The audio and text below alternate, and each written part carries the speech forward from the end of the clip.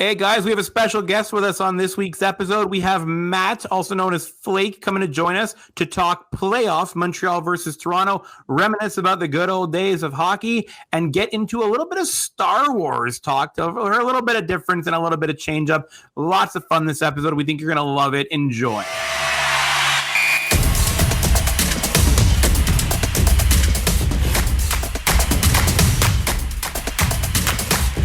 Welcome back to FumblePuck, everyone. This is Ashley. I'm here with Noah. Noah, what's up? Not much. I have a sunburn. Me too. No way. Yeah, it's itchy and hurts. It's really uncomfortable. Yeah, I went through the day today. I felt pretty good because I was like very diligent with my sunscreen. But there's always that like one spot you miss. For me, it was like right above my armpit, and now it's in pain. It hurts. Oh, mine's my arms and my neck. I got my face though. My face is good. I do have the iconic flip flop tan line on my feet though. Yeah. When I say flip flop, like I feel like there's like flip flops versus sandals. Like the old Navy ones, those are flip flops, right? Like the thong sandal. I was gonna say the one with the thong is a flip flop. Yes. Okay, cool. Yeah, so I have a flip flop tan, like old Navy style. Yeah, I get those all the time. And last summer, so I have this weird rash thing. It's not contagious or anything. It's actually dermographism / pressure urticaria. It sucks. It's an autoimmune issue. Shocking to have like 7 of them. And this one is probably the worst that I have of all of them, even worse than diabetes sometimes. It's Yikes. Essentially, it's like I'm always itchy. So I found a drug that works for it. It's an injection. It's amazing. It's called Xolair, and it's fabulous stuff. However, because of my COVID shot, I had to wait an additional 2 weeks to get my Xolair vaccine. So I went those extra 2 weeks, and now my whole body is a mess because it's like, oh my God, you didn't feed it properly with like this injection. So I'm just suffering from like massive itchiness. And the itchiness is when there's pressure on any part of my body. So I couldn't wear sandals or thongs for the longest time, or flip-flops, whatever, because of that. So I haven't had a flip-flop tan in a while because I haven't been able to wear flip-flops properly for a while, but I get them really bad too when I do wear flip-flops. That sucks. Yeah, so after like running shoes with socks in like 95-degree weather, it's gross. I learned a parenting thing today. And I assumed it was the case, but I tested the hypothesis, and water is the key to parenting. Anything involving water will make your children happy, whether it's putting them into a bath, putting them under a hose. We bought this little like splash pad, I guess, like you put the hose onto it and like it sprays water in the air. Yep. And the kids were occupied all day. One of them laughing, one of them kind of curmudgeon-y crying. It was wonderful. I'm guessing Ivy was laughing. Yeah, Brooks was like, he liked being in the water, but then as soon as like the jets started spraying out, he was just not having it. Oh, poor Brooks. Yeah, whatever. He'll get used to it, as he gets older. He's still frustrated today because he's trying to pull himself up to stand, and he's like so close to doing it. Like he gets it once in a while, but he's like right on the cusp of being able to stand. So like every day he gets a little annoyed that he can't finish it off. Aw. Yeah. That's cute. He's a cute kid. He is a cutie. Have I ever met him? You have not met him. He has not been to Quebec yet. Yeah, I'm like, I haven't met him. I met Ivy, but I don't think I've ever. Oh, that's too bad. No, because he was born in a lockdown, and he spent the entire first year of his life in a lockdown. Poor guy. Yeah, well, like I feel worse for Ivy because like Brooks doesn't really know what's going on still. He's not even 1 yet, right? But Ivy, like you feel like Ivy should have like 10 friends by now, and they should be hanging out, like playing Mario Party. No, wait, they're too young for that, and Mario Party's not a thing anymore. Maybe like that. What's Christina Aguilera obsessed with? The Rainbow Road from Mario Kart. Is that what it is? That is a thing. Yeah, I didn't know she was obsessed with it, but that's interesting to know. Apparently. And guys, we have a very special guest on tonight. Not only is this person one of my dear friends, he's also a world-renowned, I'm going to say, Twitch streamer. And you may not know this, but he's also a season ticket holder for the Montreal Canadiens. This is Matt, a.k.a. Flake. How's it going, buddy? I'm doing well. Thank you for having me. I'm glad that multiple things, such as the success of this podcast, has been very dear to me to watch it unfold.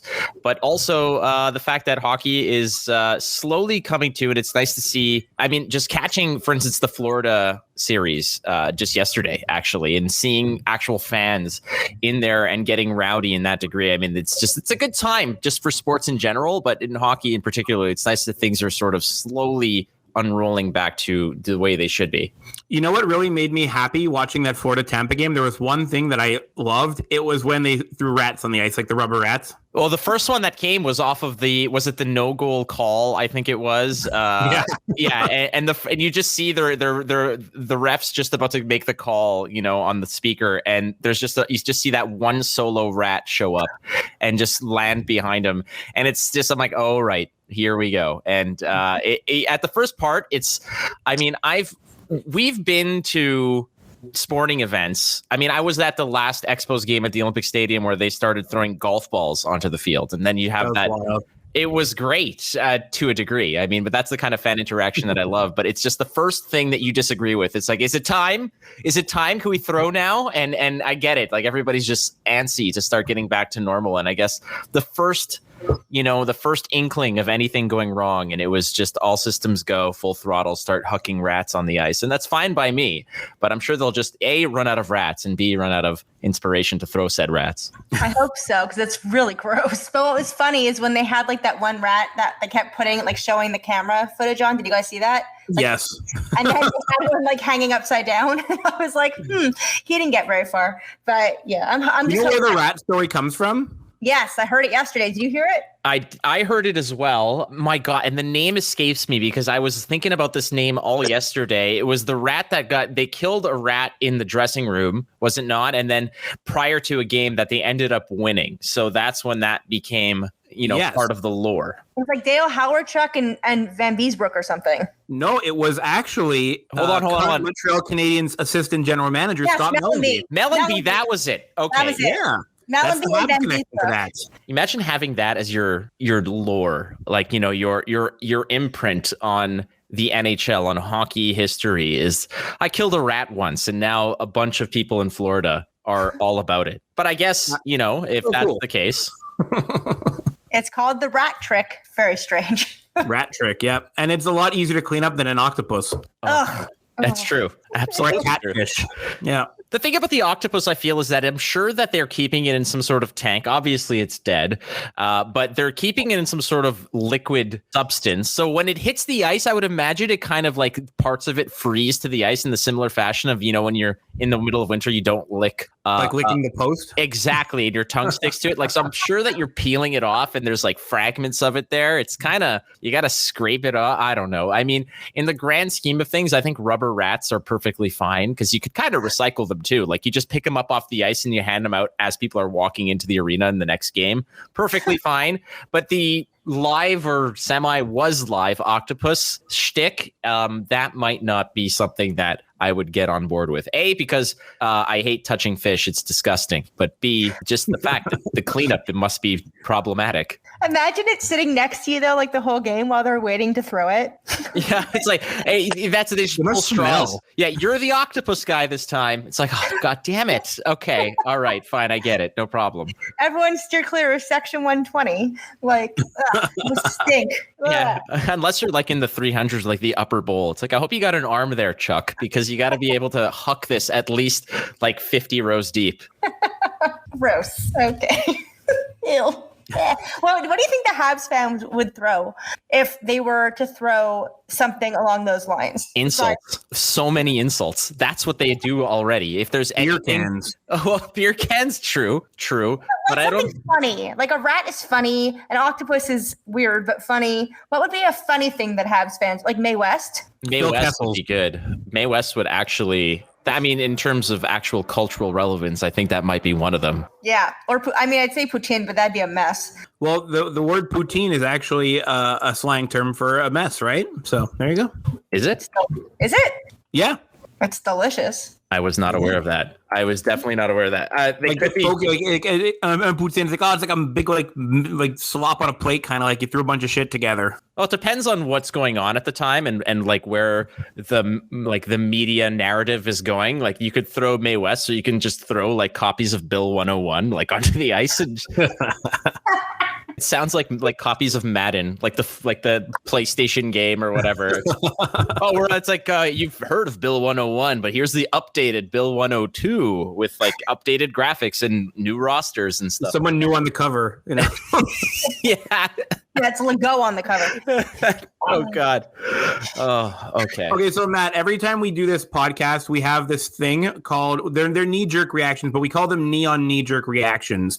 And what we want to do is we're gonna say words to you or terms to you, and we want the quickest gut reaction you have for these words. Cool? All right. Okay. Can I just can we preface this with the fact that, am I allowed to swear?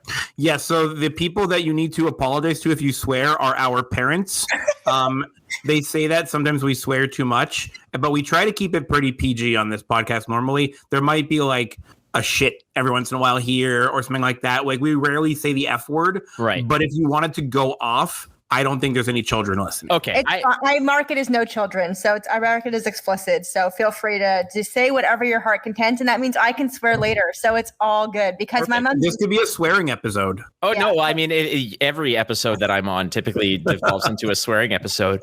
For those who don't know, I do have a history of already apologizing to Noah's parents from that time I drove you home from Clyde's like 20 years ago, but like 18 years ago or so. Like 18 years ago. Yeah. I wasn't an underage drinker. Go figure, but you made up for it. It's all good. We're good. There you go. I'm in for it. All right. I understand the rules. Okay. So I've got the first one. Are you ready? Yes. Saku Koivu. Oh, my absolute hero, class act. Somebody who has always been, in my opinion, an underrated leadership icon in the NHL. Somebody who I feel is, or who I've heard is just somebody who's respected by even the like Boston Bruins fans and players respect Saku Koivu. Toronto players and fans respect Saku Koivu. And somebody whom I have the honor and privilege of having seen play live and to see his final game in an Anaheim uniform at the Bell Center.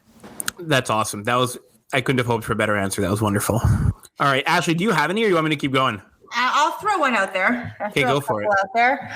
All right. So mine, I'm going to go a little bit more current Habs-ish. What's your thought on Phillip Danault? Phillip Danault. My initial reaction is I know that Noah is somebody who is I guess the president, vice president, treasurer. All the administrative roles are occupied by Noah in terms of the fan club of Phillip Danault. I have been a follower of that Twitter feed for long enough to know that Phillip Danault has one number one fan for the number 1C position, and that would be Noah. I can't necessarily say that I wouldn't say I'm a fan. I'm not somebody who thinks that Phillip Danault is a bad player, but as somebody who has been, intimately involved with the team, I have seen my share of Scott Gomai, of who was that guy who played with? Was it with Guillaume Latendresse? Like Maxime Lapierre? Who is that other one? Oh my God, Desharnais? David Desharnais. Yes, he was who I was originally going to ask, by the way, but I switched to the last second because I said current, and I was like, damn it, I can't ask. Well, to me, they're the same player. Like I know that seems odd to you, but I have no distinguishing feelings between the two. I understand that their names are different, their ages and birthdays and entire existences are separate from one another, but in my mind, it is literally a reskin of David Desharnais. Like, I get it. You can, you're great. You don't necessarily maybe not have all the best tools, but you're doing your best, damn it. And that's all we can ask for. Well, one's defensive and one's offensive, but yes, I agree with you. They are. I understand what you're saying because good call. And I'm laughing because no one knows my feelings on Phil Danault, and they are more aligned with yours than his. Like, when you're playing Mortal Kombat and you both pick Liu Kang and they have different color pants, like that's basically my thoughts on David Desharnais and Phillip Danault. Like, I have no strong feelings either way. It's just that's kind of to me what they are. Desharnais' uncle, I'm not sure his uncle or his cousin, I think it's his uncle, is my parents' neighbor in Whitehorse in the Yukon. So he was so weird. Yeah, so embarrassed by his nephew's performance that he moved ran all to the way. Yukon, yeah. What is the farthest corner of this country I can go to? Okay, I've got the next one. Are you ready for it? Yes. Jar Jar Binks.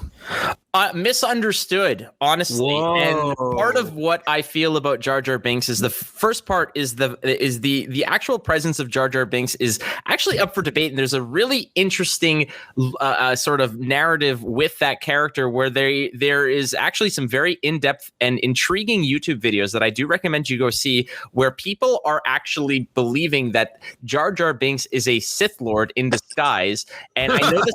I swear to God, if you watch these videos and the in-depth and it's not just like these random fan theories, they support it with actual scenes from the movies, and they talk about what a Sith Lord is supposed to do. Now, I'm not here to advocate that Jar Jar Binks is a good character or a necessary character, but definitely there's more to Jar Jar Binks that meets the eye. And what we have to understand, I know there's a lot of hate of Jar Jar Binks, but George Lucas himself said that the movies that he made are for children. They're children's movies. And the fact that Jar Jar Binks might not be your cup of tea as somebody in their 20s, 30s, 40s, etc., that the movies are not necessarily made for you. They're made for a new generation of children, and Jar Jar Binks is for that generation. And if you ask, a 10-year-old who watches the movie, they may enjoy the silly, stupid antics of the Gungan known as Jar Jar Binks.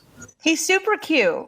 I'll take it. I mean, that's fine. Like he is a cute character, and what I don't like is that the over the top slapstick antics that, I get it. Right. It's silly, but if you're listening to this and you have about 30 minutes to kill, go Google breakdown videos of why Jar Jar Binks is potentially a Sith. It has a massive following. There are subreddits for it. There are immense amounts of fan fiction, art, and like breakdown theoretical videos, to the point where people were actually putting money down on the fact that he would appear in the sequel trilogy at some point as a sort of behind the scenes influential character. That's wild. That's weird. He's cute. Ashley? Yes. That is the most we're ever going to talk about Jar Jar Binks in this podcast. You are saved from it, but I appreciate you sticking through the Star Wars nonsense. I like Jar Jar. I think he's cute. Okay, good. He's annoying, but he's cute. Anyways. All right. Okay, you're up. You got him? Okay, ready? I'm on. Let's do it. Kirk Muller. I met Kirk Muller at a bar in Montreal, and he let me wear his Stanley Cup ring, and I thought that was really damn cool. Excellent hair. Were you there? I told you to show up.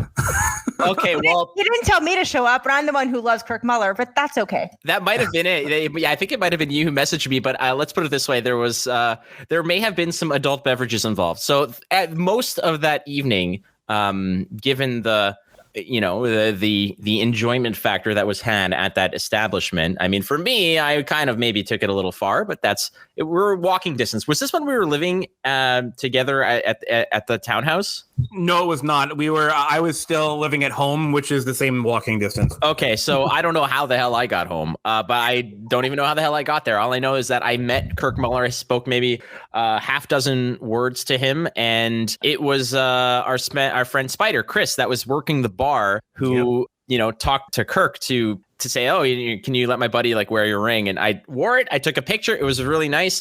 Thing is massive, great hair. To me, not a head coach, but a great supporting cast type coach. Cool. That's awesome. I got one more. Are you ready for it? Yes, sir. Yuppie. I've never actually been in any contact with Yuppie. From all the Expos games I've attended or all the Habs games I've attended, I don't think I've ever had an actual interaction with Yuppie. I think the closest I've ever come to Yuppie was maybe, a couple rows away. I don't think I've ever had an actual like one-on-one. So who knows? I don't know anything about that orange bastard, but I suspect that they're on the level. And the fact that the Montreal Canadiens signed Yuppie after the Expos went to Washington feels like a pretty classy move for a pretty classy organization. There are rumors. So the theory is that Gritty is the child of Yuppie and the Philly Fanatic from baseball. Do you subscribe to that theory? I can see how that can happen.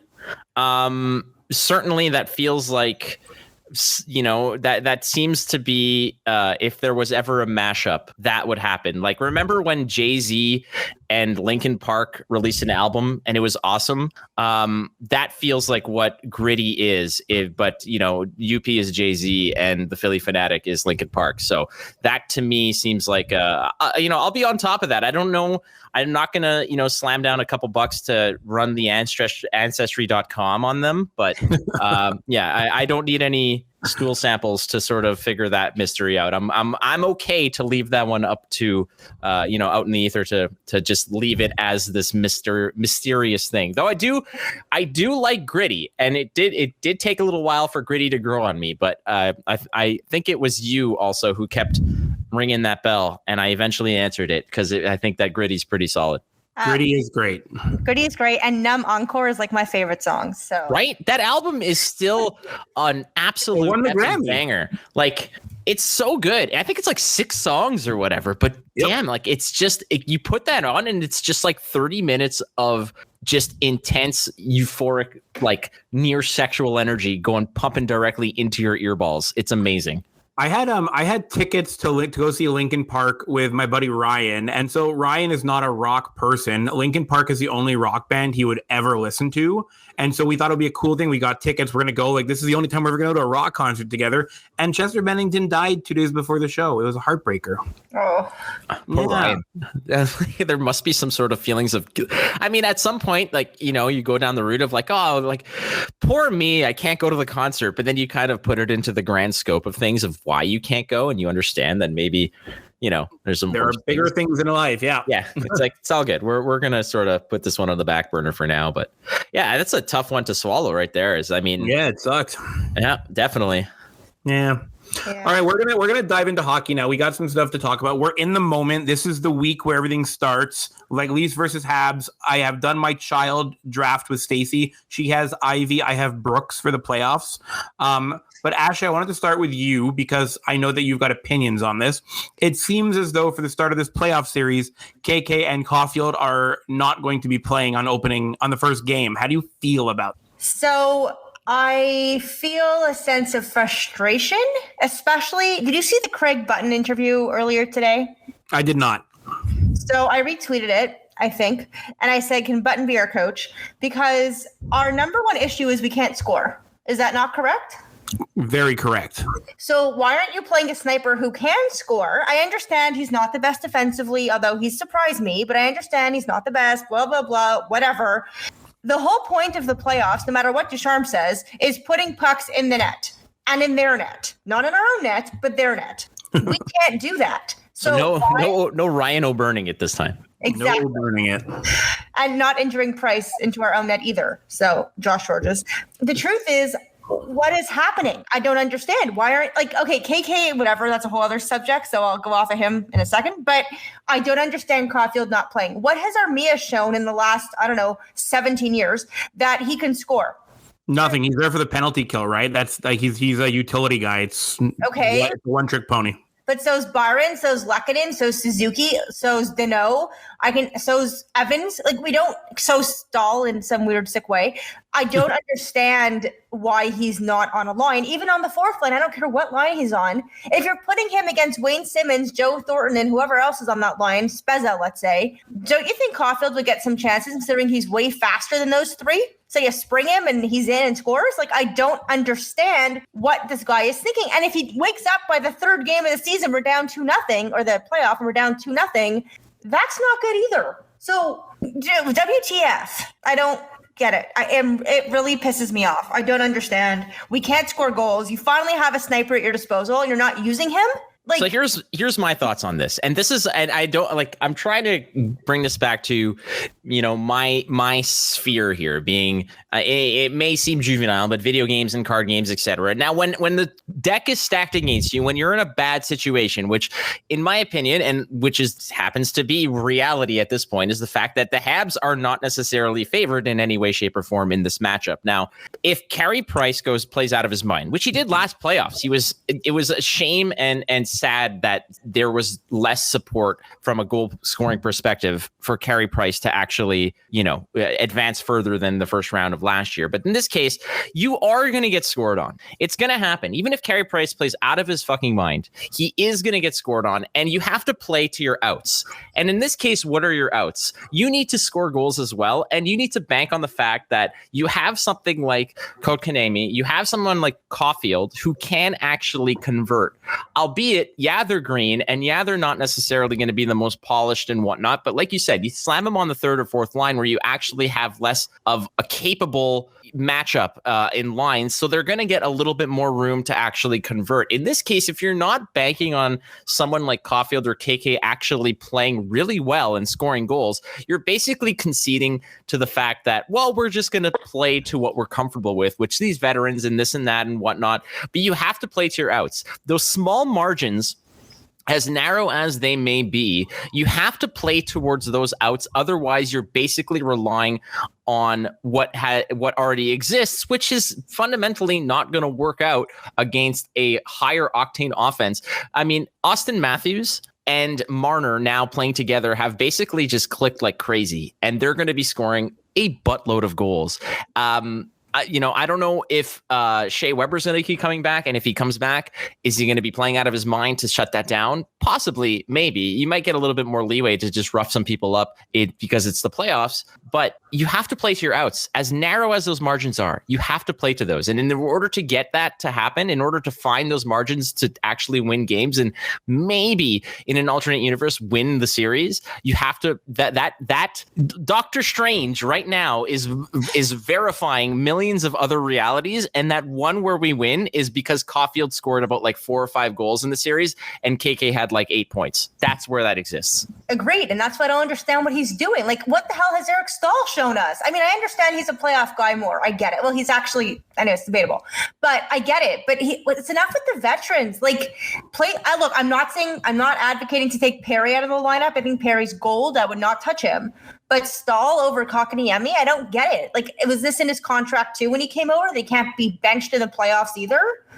Like, I wouldn't take out Evans, but take out Byron. Like, I don't get it. I don't understand what the hell this guy's doing. Sorry. My concern with this, where my head goes to with this whole thing is, I wonder about the relationship between Dom Ducharme and Marc Bergevin, because if Dominic Ducharme is keeping Caulfield out, it's because he believes he has a better chance of winning without him in, right? If Bergevin is not making him play the kids, Bergevin is saying experience for the youngsters is not important this year. The only way he would do that is if these two people genuinely believe that we're going to win the Stanley, that we can win the Stanley Cup this year. Because if they didn't think we had a chance of winning, there is no way, shape, or form that you shouldn't be playing the kids to get them the experience. Because Eric Stahl won't be back next year, but those two will, right? So if you're saying I'm okay sacrificing their experience, it has to be because you have a chance to win. And so if they have a chance to, if they really believe it, God bless them. I'm so in that corner. I can't wait to high five them when it happens. But if they're wrong, there's no way you're not getting friggin' fired. Like you better resign, actually, not even get fired, right? Like if you're going to go all in and sacrifice development this year, you'd better be damn right. But the other part of that is also, wouldn't it be wonderful for KK to learn off of Stahl during the playoffs what's happening, like to be on his line and take the draws on his better side and like all that crap? Wouldn't that only make KK stronger? Yep.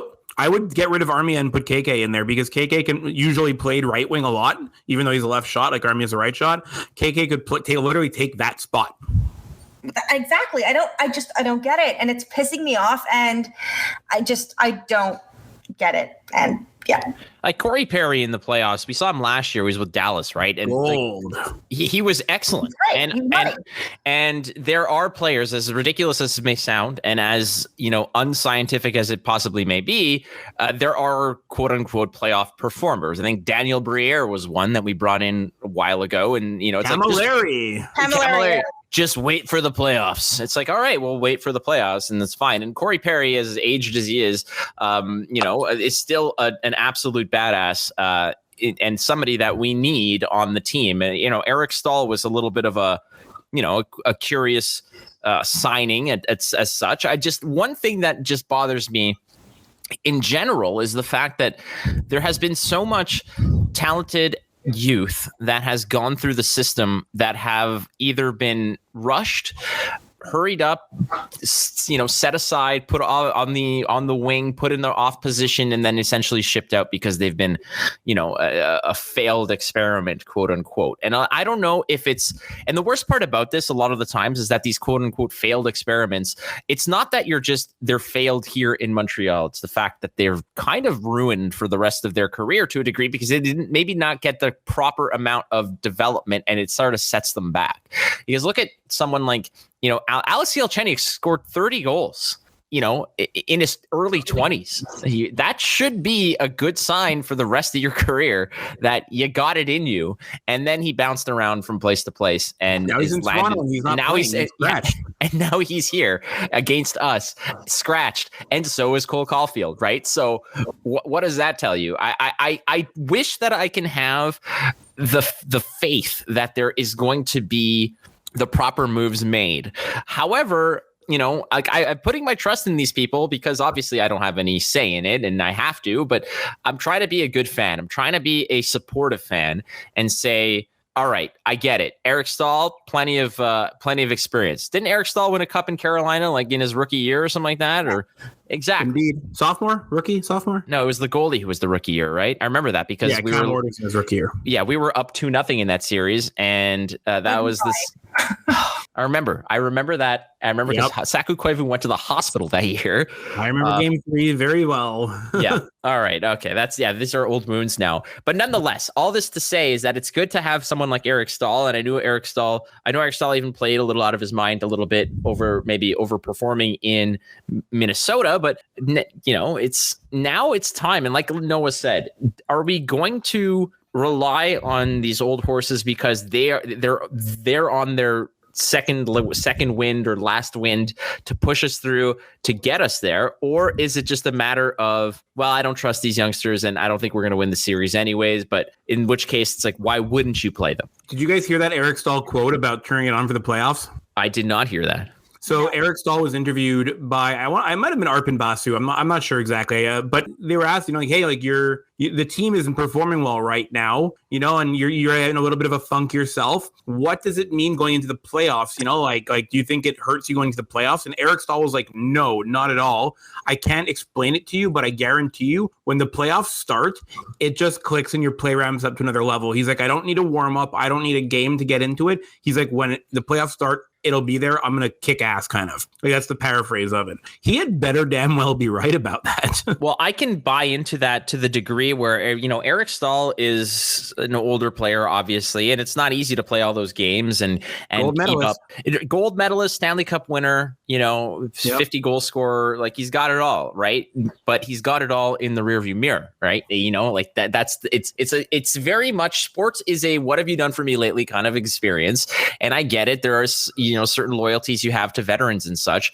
But when it comes to Eric Staal saying I'm going to turn it on for the playoffs, I kind of believe that because I'm pretty sure there was, for the last few games of the season, there was very little in terms of being in jeopardy to fall out of the playoffs. I think the playoff picture was fairly set in terms of everything had to go wrong for the Canadians and everything had to go right, for the team chasing them. So I think that it's okay that they may have, throttled back a bit. And when it comes down to like, well, now it matters, I truly believe that Eric Staal can kind of go ahead and tap into that tech. Now, that may be true for someone like Eric Staal or Carey Price or Shea Weber or Corey Perry.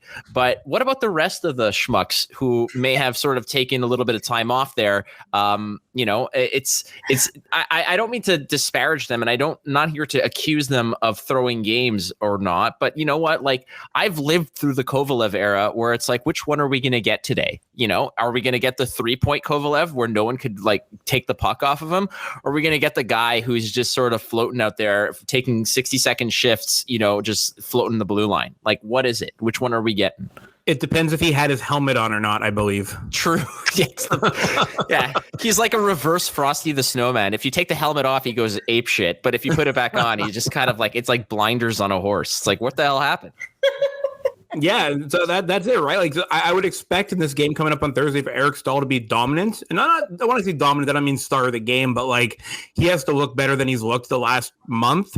And if he doesn't in game one, I'm going to be pretty annoyed at him, which it sucks because I'm a huge Eric Stahl fan. He's like a top 5 for me, so I'll be annoyed. Remember when Bob Gainey took Alex Kovalev on a walk and like gave him a day or two off? Like, says, like, listen, just take a couple days off. And then he came in. I remember because I was at that game and he played out of his mind. I think he had a goal and 2 assists, but he was playing on the penalty kill and like diving in front of pucks. I was like, who is this guy? This guy is an all-star.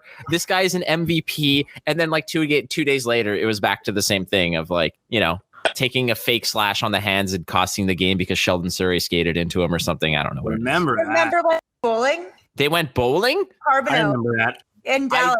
I don't remember that. Yeah, with Guy Carbonell, I think it was he took the team bowling and then he got fired. And then he got fired.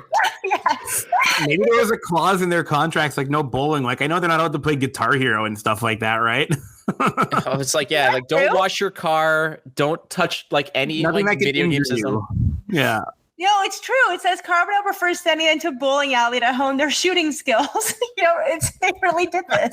I mean, unless they're like firing pucks at like the kingpin, like how is that possible? I don't understand how rolling that ball is gonna actually improve anything. I'm not saying it's a super strenuous activity, but it's more detrimental than anything else, I would imagine. Go like golf. It's a similar comparison. I eat cheeseburgers because it helps me practice my cattle raising. Both have beef. You know? I suppose. Yeah. I mean, I totally get it. I listen to music, therefore I'm married to Shakira. This is the existence that I have in my head as well. So I totally can draw those really obscure lines from one to the other. Oh boy. Okay. Well, I really hope that these, to borrow a word from Matt, these schmucks know what they're doing. And that they're able to win because I'm annoyed. Yeah. Anyways, did you guys watch the Laval Rocket game tonight at all before we recorded this? I did not, but I hear Price let in 2 goals and the whole world collapsed. Yes. Yeah, I watched those 2 goals. Yeah, he did. And Gallagher got no goals. Yeah. I was just saying, I'm like, imagine I just want to see Carey Price let in like 5, shake it off, not give 2 shits about it, and then come in and shut out the Leafs in the first game. That's what I want to see. I love that. I love overreaction.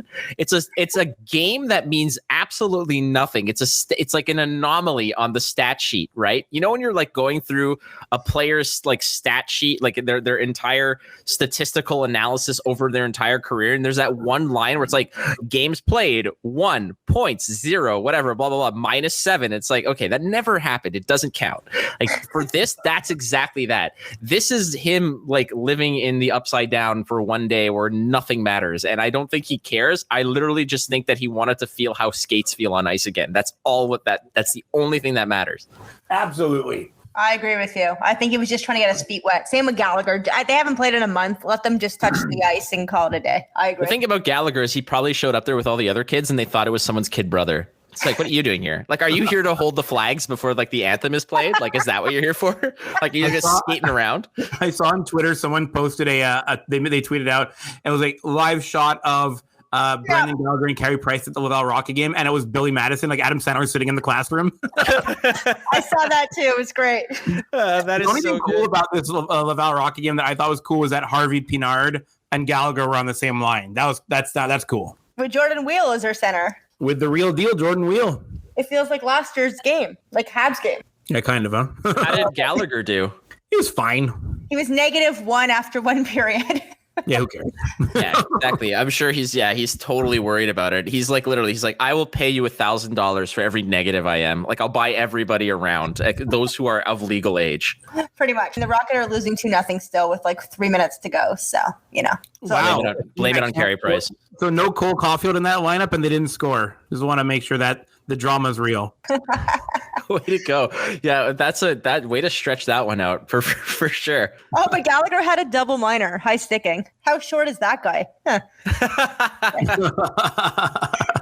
Oh God, you really have to put your arms up real high to high stick someone if you're Gallagher. That's tough. Exactly. Matt, how do you watch the games? Because you're in Toronto, right? They must be blacked out. Oh, yeah, it's because it's a Leafs game. It won't be blacked out, actually, huh? I will actually be able to watch them, which is going to be pretty good. Now, what I do here to catch games is perfectly legal methods. I will absolutely drive that point home, is that the way that I watch hockey games is perfectly legal. So it's not going to worry. We're not going to worry about it. But for the fact that there's like a Toronto series has been very excited, because I do have friends here who are big Toronto fans, and they're not the in your face obnoxious style. Though I will say this, the year that I moved here, Toronto, the Blue Jays started making the playoffs regularly. They drafted Austin Matthews. Like, I am probably a catalyst for Toronto's success, and I feel really terrible about that, given the fact that it is deep inside my DNA to just dislike everything that they've done. I mean, it might be my fault, but at the same time, so let me ask you guys this. What would be more satisfying, a 4-game sweep of the Leafs or a 7-game comeback win in the third period to beat them in 7? What's more satisfying for you? I would say sweep. Yeah, my heart can't handle a 7-game series that we come back to win, so I'm going to go with sweep also. I would go sweep just because the Toronto Maple Leafs are known for high-octane offense. Getting not even a win would just, the chaos would be so good, because like people expect Toronto to collapse, right? When you get to a game 7, everyone's like, yeah, these guys are done because they can't win game 7s. But that sweep, that feeling of futility would just be wonderful. And it would mean that we were better than them, which Noah doesn't think is possible. So I want the sweep too. What if, remember when Tampa was 4 games swept by us? Columbus Blue Blue Jackets.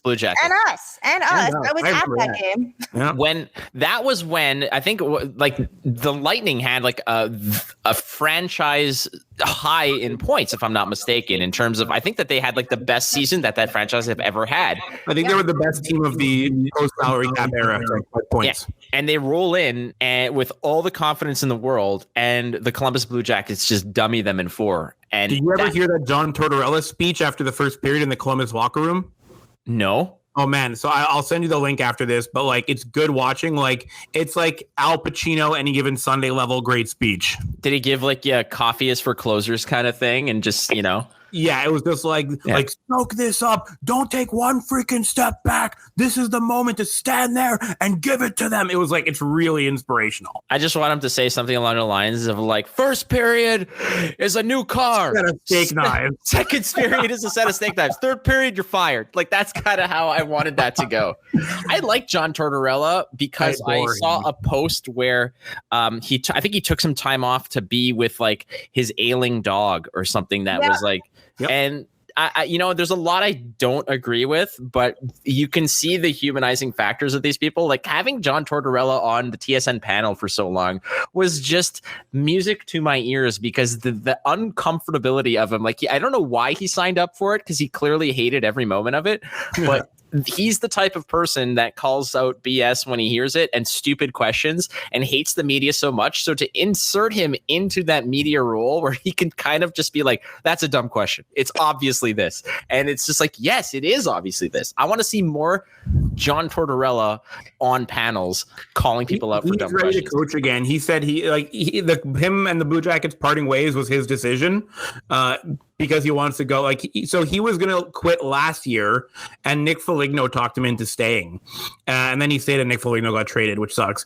But he said he wants to coach somewhere else. And I would expect what'll happen is 10 games into next season, someone will get fired because they went 0-10, and he'll hop in, kind of. You're going to see him in Ottawa.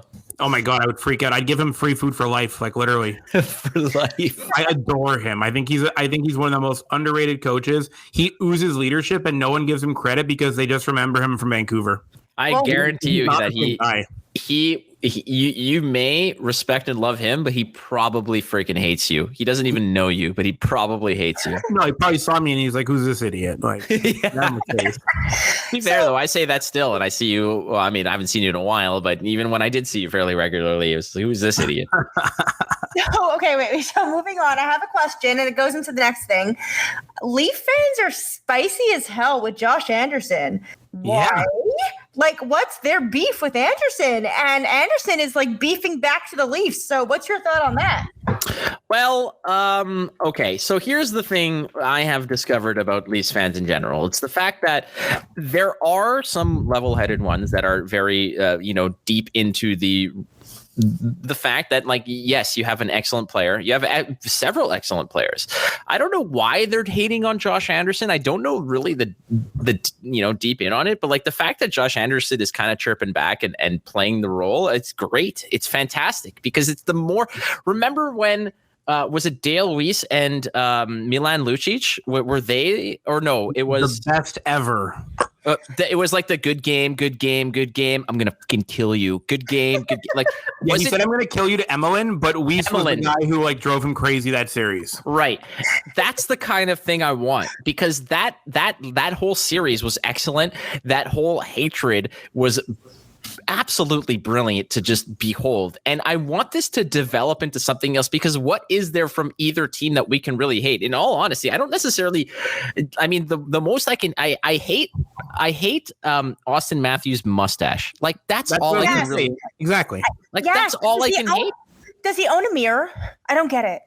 I don't think so. I think that he's on, but the thing is, eventually you're going to catch yourself on some sort of promotional material, right? Like you're going to walk into the rink and somebody would have like put out their cigarette in a program and your face was on it and you have that dumb mustache. I get that. But I mean, I can't hate those players because they're so good. And that's one thing that I can always lean on, is that at the end of the day, performance talks, and Austin Matthews is just, he is, in the hierarchy of the league. What is he, top 5 easily? In my opinion. I mean, it goes it's Connor McDavid, like 10 feet of garbage, and then the next player. Like that's basically how it goes. But Austin Matthews is there, and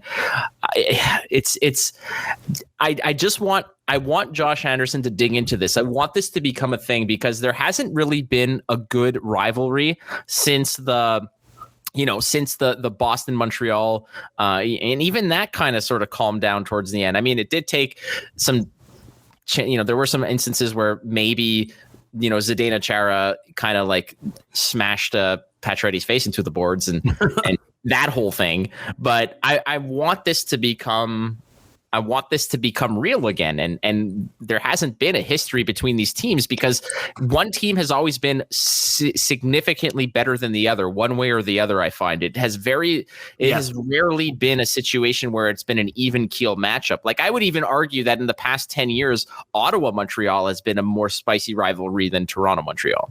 I would agree with you on that. I would agree with you too. I think Boston's our rival, not Toronto. But that's when Boston and Montreal had that whole thing with Pacioretty and Chara, we all learned what the word stanchion meant. Agreed. Absolutely. And that's what a vocabulary lesson. They're like, okay, so a gigantic Goro style Mortal Kombat boss just went ahead and like yeeted a player into this corner glass thing. So let's just curve the edge, because that's going to change things. I get it.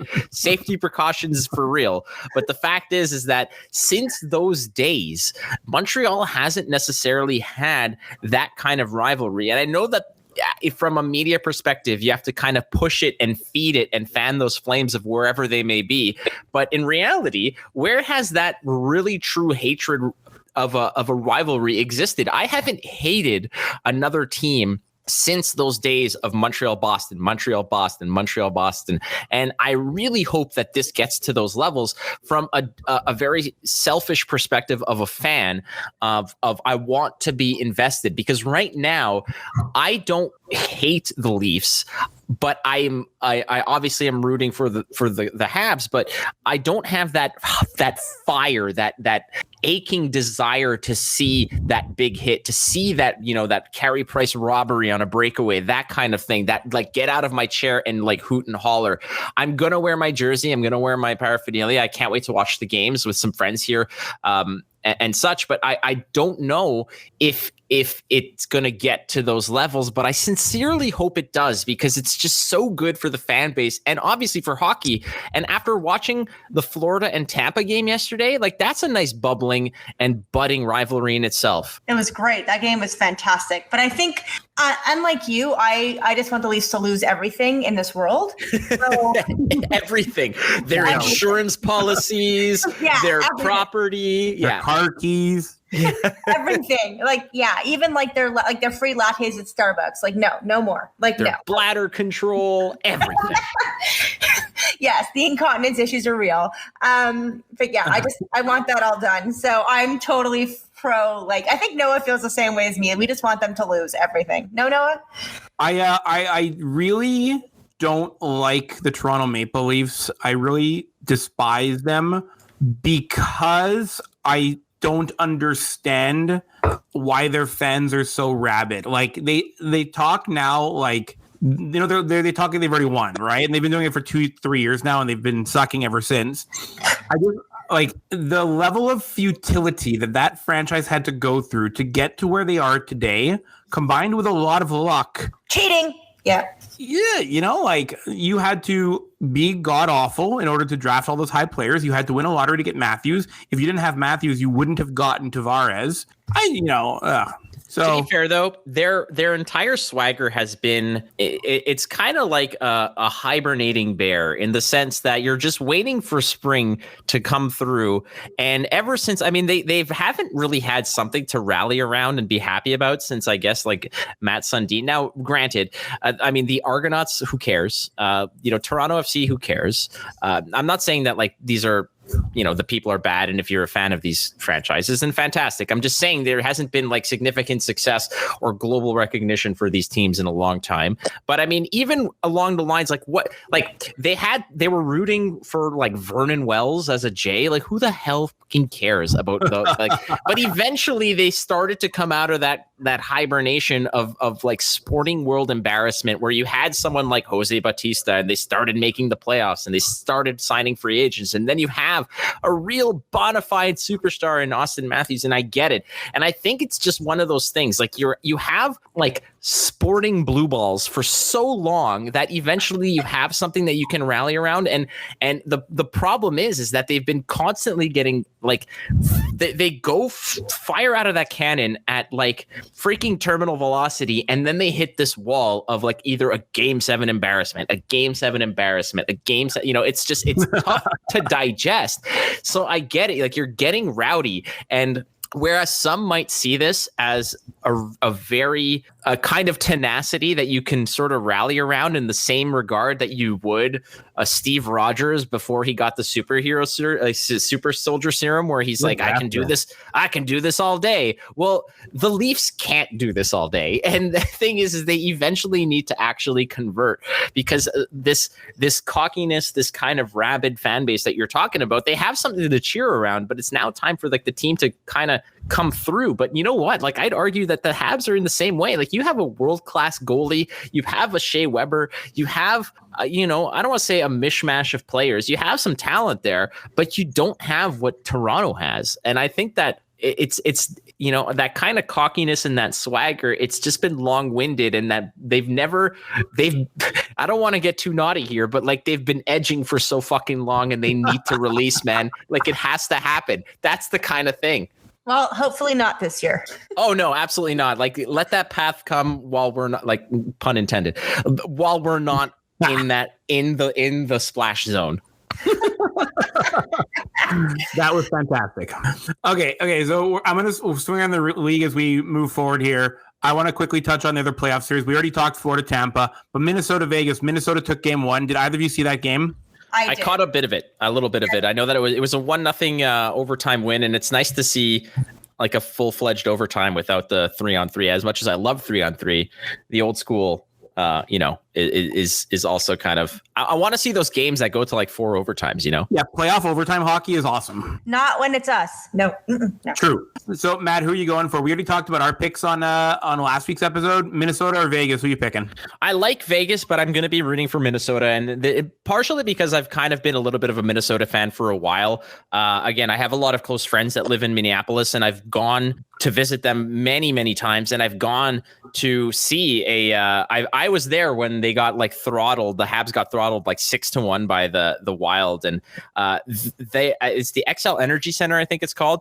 Yep. They are no joke. They know their hockey. They like their hockey. They're not the types who are kind of like just conversing amongst themselves, like, you know, while the game's going on. Hockey. Yeah, they have their own set of idiots that are yelling shoot while the defenseman is kind of like at the red line. You know, like that's kind of the same kind of fan base. So I can relate, but I do like Minneapolis as a city, but more so like the hockey team is they're the real deal, and the fan base is legit. Love it.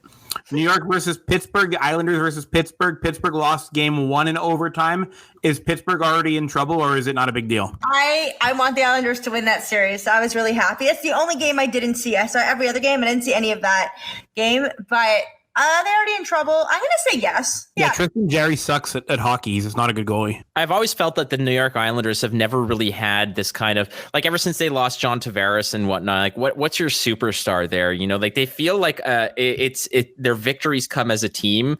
And is it still Lou Lamoriello running the show there? Correct. It feels like a Lou Lamoriello style team where it's just, you know, like the George Steinbrenner, like no mustaches or like no beards, you know, like there's these strict rules, no talking to media, like no friends, like no sugar kind of thing, you know, like it just seems like they're out there as a unit playing, and it's really good to see when that wins or when they win. It's similar to, you know, like when there's no one superstar on a team, when there's nobody running away with like a point lead or a goal lead, where everyone's kind of chipping in. It's nice to see. Pittsburgh's had their decade or two in the sun. Like it's great. You know what? I don't mind seeing somebody like Sidney Crosby win more cups. It's good. I like when winners win and win more, but at the same time, I don't think it's any situation where like Pittsburgh's, you know, done and out of it. One of the things I really always question, one thing that I'm always questionable about is the fact that when they drop in, like, is this a must-win game? Dude, it's fucking game 1. Like, let's just chill. We're not must-win until you get to a lose and you're out scenario. Yeah, it sucks. Like Pittsburgh needs to come back and win a game, but in trouble already, not with somebody like Sidney Crosby who can legitimately just win the game on his own. So you are not susceptible to journalist clickbait.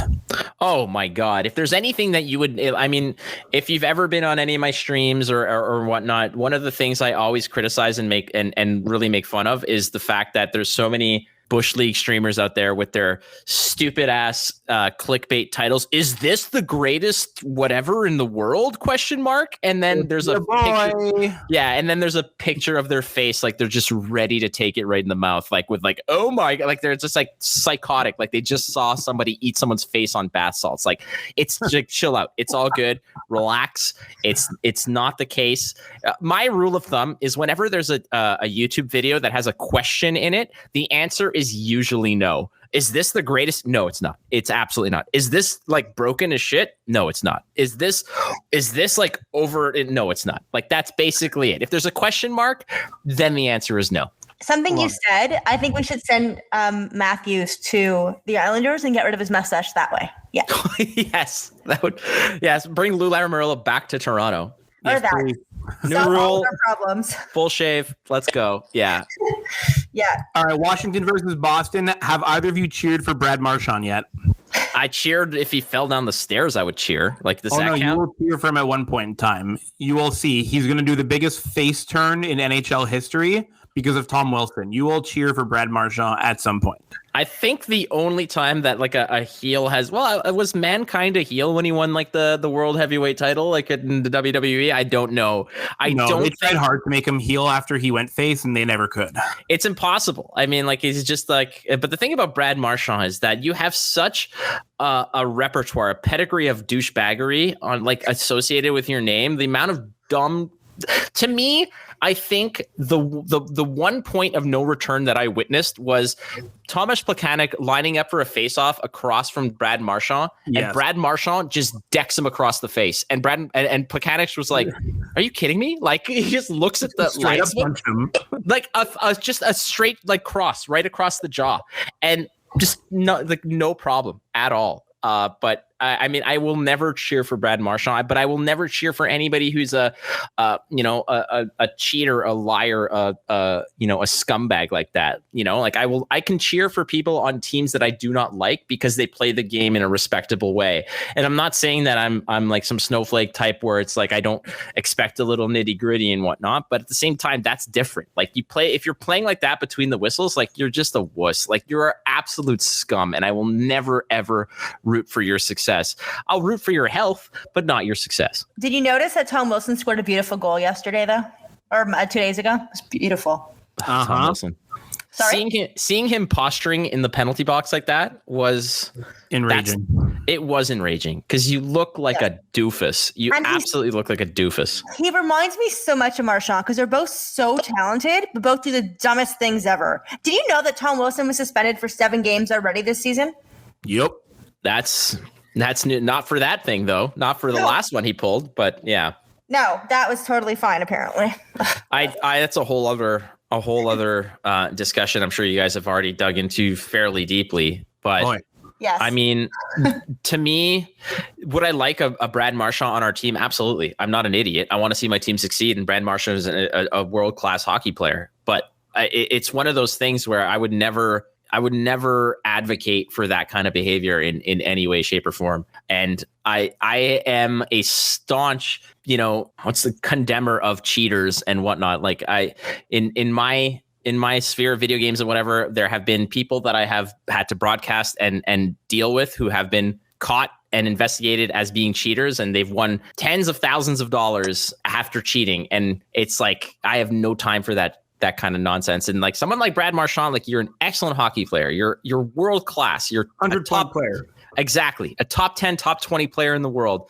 Good for you. Hall of Fame. Amazing. But it's going to be really tough to dig in through the footage of your career to find places where you're not a complete toolbox. I agree. I hate people who do that. I hate it.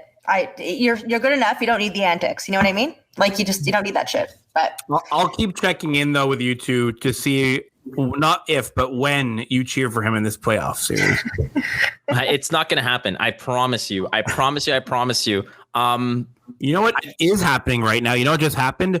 Jordan Stahl scored a goal for the Carolina Hurricanes. So I'm going to say that that's foreshadowing his older brother wanting to outdo him. What about Mark Stahl? Yeah, he's bad at hockey. He's in Detroit. He sucks. He doesn't in Detroit. He's good enough to play in a market, but wasn't Detroit like just absolutely abysmal? Last year they were the worst team ever. This year they're marginally better, but still last place. And they beat us 4 times last year. Good time. But saying you're marginally better, it's like saying, well, this week he only killed 6 puppies in the daycare. Like that's just, that's kind of where you're going with that. Okay, I've got. This is the moment I've been waiting for. So, Matt, you haven't seen this list, correct? No, I have not seen this list. If it's what I think you're talking about. So it's time. It's time for our little game show. I just a shout out to the Puck Soup podcast because they're the initial pioneers of this game, and it'll be our little iteration of it. But we do need to cheer them and thank them for it. It's a great podcast to listen to, by the way. So here's how this is going to work. We're playing the game Finnish hockey player or Star Wars character. Ooh. What I'm going to do, because Matt's Star Wars knowledge is up there, and Ashley has not seen Star Wars, and that's totally cool. Okay, Stacy hasn't seen any Star Wars, by the way. So, but what I'm going to do is I'm going to say a name. Ashley will have to say if it's a Star Wars character or a Finnish hockey player, and then I will confirm or deny. Yes. Yes, exactly. So okay. I did this with Stacy earlier, and she went 9 for 14 without knowing anything about it. So, like, a lot of them were like shooting from the hip guesses, but 9 right guesses will be your target. Okay, Ashley? I don't know what I'm doing. This is a horrible game. Okay. This is gonna be great. That's the whole point. I hate looking stupid, and this is definitely gonna make me look stupid. To be fair though, this is the worst case scenario. You won't look nerdy, and that's fine. Well, yeah, you won't look stupid. You'll sound stupid because there's no video element to this. But at the same time, I got your back, Ashley. Don't worry about it. But to be fair, I have a lifetime of like a high school nerddom and not being invited to dances to thank for this moment where it all culminates right now. Okay, are you guys ready? Let's do it. Never. Ashley, here we go. The first name, Risto Siltanen. Is that a hockey player or Star Wars character? I wish I could Google this. Say it in a sentence. Risto Siltanen. It's a name. Go, Risto Siltanen. Yeah, there's a sentence. That's what I was waiting for. Risto Siltanen. I'm going to go with... God. That sounds like a hockey player, but it's probably Star Wars. So I'm going to go with... He's a hockey player who watches Star Wars. Hockey player is the answer. Matt, is that yes or no? That is a hockey player. However, not to be mistaken with Kit Fisto, who is also a Jedi that sounds like that name. But no, it is that sounds like a hockey player to me. All right, you're good. You're 1 for 1 so far, Ashley. Could we quit? That sounds exciting. All right, next up, Galen Erso. Galen Erso? Yes. Star Wars? Star Wars. Matt, is that correct? Galen Erso was one of the chief engineers of the Kyber Crystal project, which was the power source needed for the super laser on both Death Stars. Galen Erso is in the movie Rogue One, but also they flesh out his character a lot in the book called Catalyst by James Luceno. He's a Star Wars character. Wow. So he plays left wing, right? Yeah, exactly. You're 2 for 2. Yeah. You're good. On the Imperial hockey team, absolutely. Love it. Okay, next up, Argus Panics. It sounds like a beef. Argus. AAA Argus Panics. Yeah. Exactly. Panit? How do you spell that? Panox. Oh, that has to be Star Wars. I'm thinking. I don't know. I'm going to say a 7-course Star Wars dish. All right, Matt, is it Star Wars or is it hockey? That's a Star Wars character. It is a Star Wars character. You're killing this. Okay, sure. I'm just repeating what Ashley's saying. So I'm a newbie at this stuff too. Like, clearly, based on what I've said up to this point, I know nothing about Star Wars. All right, Ashley, next up. Yeah. Hurst Ramodi.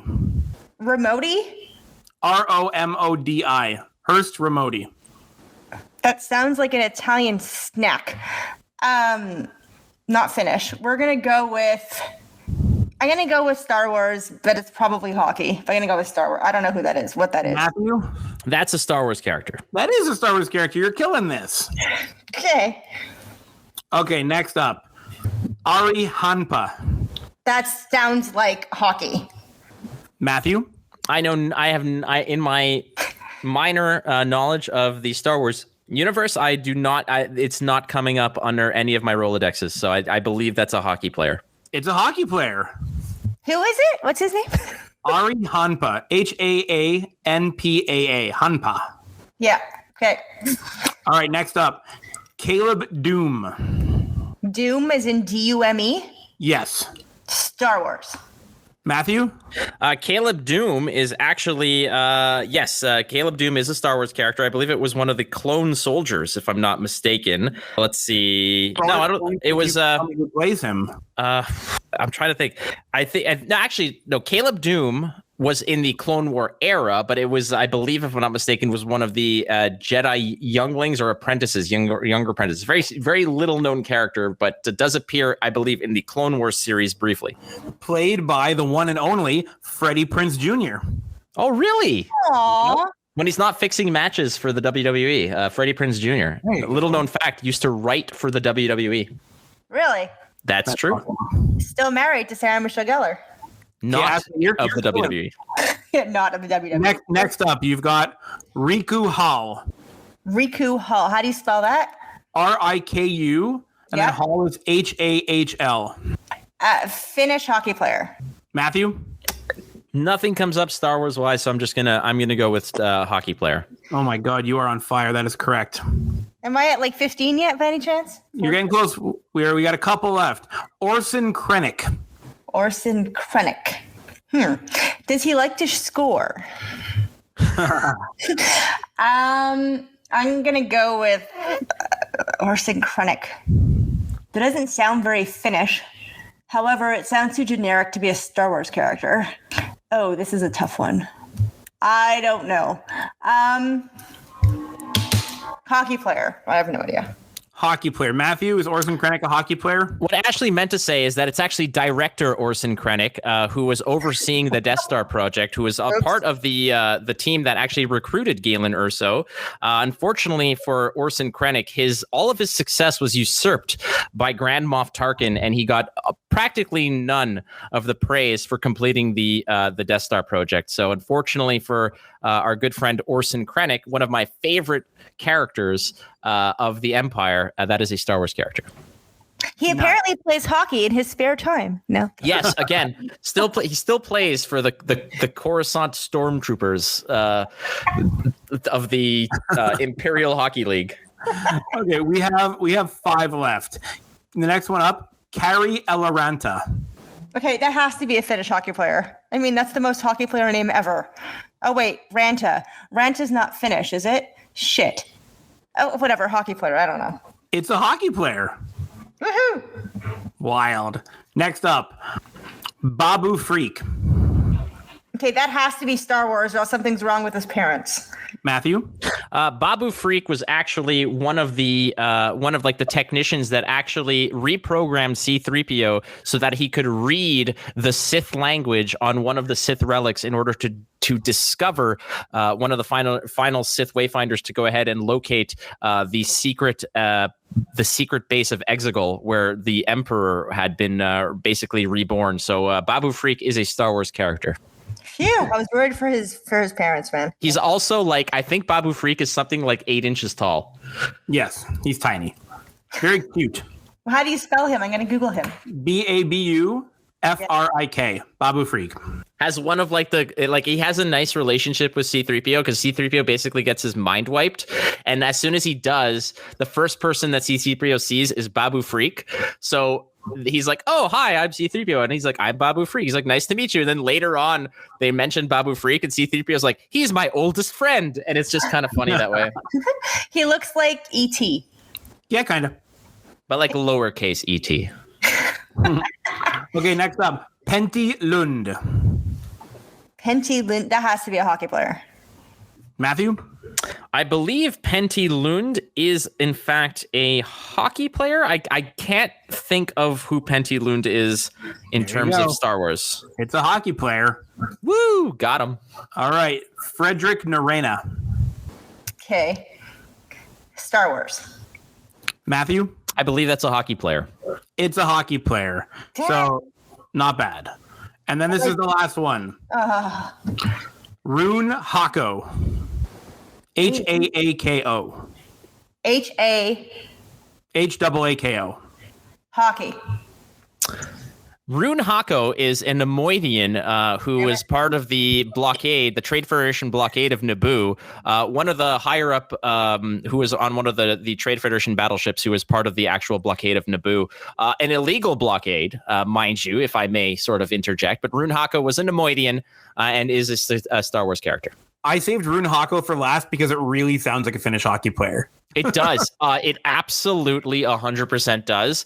But little known fact, if you do listen to the Nemoidians and how they speak, I think George Lucas and Star Wars got a little flack because they have a little bit of an Asian accent when they speak, which is odd that they would catch any flack given the fact that most Imperials have a British accent. But anyways, that's just the case.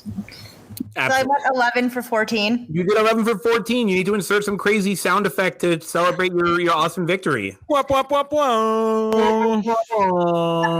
Did I go perfect? Yes. But yeah. But basically, it's just a search directory, name not found in Star Wars, file system. You are Star Wars wiki. Yes. Yeah, I guess. I mean, it's better than doing stuff. All right, we're rounding this out now. Ashley, we need you to hop into your charade or not. So, Matt, what this is Ashley will give us a person, a hockey player, and she will say that the person because they are hot, and we have to agree or disagree, of course. Sure, I'm in. So, on the same realm of what we've been talking about, I decided to go for a Star Wars person who's hot. Ooh. And a Finnish hockey player who's, well, there's not many to pick from right now. Well done. Yeah. So, vintage Hayden Christensen, like Rachel Bilson era. Hot. Now, not so hot. But then, I only watched Star Wars because he was in it. Hot. We can also go with Harrison Ford, but whatever. Harrison Ford's a dreamboat who belongs in his own category. So we can't count him because I won't be able to focus. Harrison Ford is just timeless. It breaks my heart a little bit, the fact that he's like, people close to him are saying that he's slowly slipping into senility a little bit, and it's not cool. But I wish him well. But Hayden Christensen in his prime, Hayden Christensen in Episode 3, Revenge of the Sith, was pretty damn good, and it's unfortunate that he had to read the lines, the crappy dialogue that George Lucas had to write for him. Crappy lines like "I hate sand" and stuff like that. Like, that's just, "Are you an angel?" Well, no, that wasn't him. That was Jake Lloyd. But still, Hayden Christensen is going to be returning in a new Disney Plus series called Obi-Wan. So they're going to write this character a lot better because they need to to make up for the last ones, right? Oh, for sure. Because if you want to know the potential of that character, to me, I know this is like a total tangent here, but it's a minor crime, the fact that Darth Vader hasn't been fleshed out for all the murderous rampage he went on after he turned to the dark side. Like, he murdered thousands of people. Like, it was devastating, and it's weird because he's just like this ominous dude, but you don't know just how feared and how powerful this person was. In the entire no one was more feared than he was in the galaxy. But Hayden Christensen as a hot, I will say yes. Yes, he's hot. All right, and the Finnish guy we're gonna go with, because really I can't find any, is Joel Armia. He's a good-looking guy. I'll give it to him. I feel like he's, somebody who's gonna, he'll bring a 6-pack to the barbecue. I feel like he's a decent dude. He's gonna laugh at your jokes. He's not gonna make anything, awkward. I think he's someone that, if he shows up and he only knows 2 or 3 people at the party, he'll still fit in. I think though you would swipe left on Joel Armia if he was 5'10". The fact that he's 6'3" is kind of important to his look. Yeah, I suppose. I guess. And you know what? I've done enough of the Tindering over the years where if you're not 6 foot, you might as well just go jump in a lake somewhere. That's awesome. All right, I think that's it. We don't have a moment in hospitality because we're not open yet, but oh my God, I can't wait to see you in person again, Matt. Oh my God, you too, Ashley. But you won't have a beer with us, but Matt would have a beer with me. But have my Diet Coke. You can have a Diet Cherry Coke, a little bit of ice, grenadine on the side. Damn straight. Damn straight. Hasn't changed. Matt, do you want to plug your stuff? I could, for those who are interested. So I am a video game broadcaster, a Twitch streamer, and a play-by-play and analyst for various tournaments and video games. If you'd like to check me out, I am on Twitter at twitter.com/watchflake, WATCH Flake, FLAKE, as well as twitch.tv/watchflake. If you'd like to sort of come on by and say hello and say, "Hey, I heard you on that podcast and you are a gigantic effing nerd." And I'd be like, "Yeah, you're absolutely right." It was wonderful having you on, man. Thanks a lot for coming to chat with us today. No, it's been my pleasure. Honestly, thank you both so much. It's enjoyable. It's great to see you guys do this, and I wish you nothing but more success, because I know that you guys are already snowballing that success, and I do appreciate being asked. And I know that I may not be I'm no Eric Engels, but I am the Eric Engels of Star Wars, so I'll take that. There you go. Well, we appreciate it. Thank you so much for coming. And as always, everyone, you can follow us on all of our social media apps at FumblePuck Pod. You can find us on all your podcast apps at FumblePuck Pod, on Facebook at FumblePuck Podcast. Make sure to subscribe and follow and listen. And if you want to be a guest on our show, just send us a message. Go Habs, go. Habs go. This is it, guys. Woo! Habs in 6. Go boys.